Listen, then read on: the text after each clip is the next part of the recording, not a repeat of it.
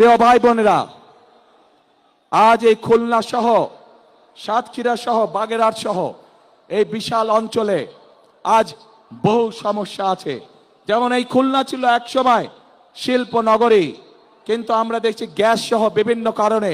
আজ এই শিল্প নগরী প্রায় মৃত নগরীতে পরিণত হয়েছে, শিল্প মৃত নগরী। আমরা চাই ইনশাআল্লাহ বিএনপি আগামী 13 তারিখে সরকার গঠন করলে এই শিল্প নগরীকে আবার জীবিত শিল্প নগরীতে আমরা পরিণত করতে চাই, যাতে করে সেই সব শিল্পের মধ্যে শুধু পুরুষরাই নয়, সেই সব শিল্পের মধ্যে যাতে নারীদেরও কর্মসংস্থান হয়, সেভাবে আমরা এই অঞ্চলের শিল্প নগরীকে গড়ে তুলতে চাই।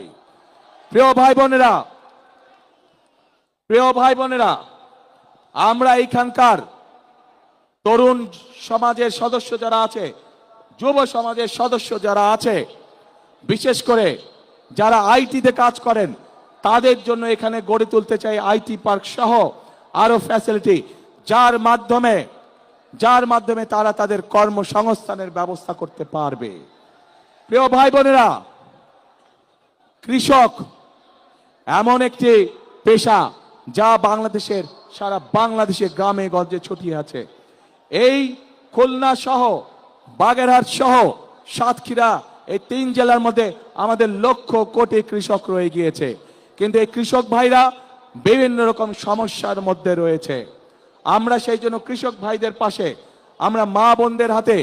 গৃহিণীদের হাতে যেমন ফ্যামিলি কার্ড পৌঁছে দিতে চাই, ঠিক একইভাবে আমরা কৃষক ভাইদের কাছেও কৃষি কার্ড পৌঁছে দিতে চাই। শুধু কৃষি কার্ড না, এই কৃষি কার্ডের মাধ্যমে যেমন তার ঋণ পেতে সুবিধা হবে, এই কৃষি কার্ডের মাধ্যমে সেই কৃষক ভাইয়ের হাতে আমরা যেমন প্রয়োজনীয় কীটনাশক, বীজ, সার পৌঁছে দেব, একইভাবে আমরা সিদ্ধান্ত গ্রহণ করেছি যে সকল কৃষি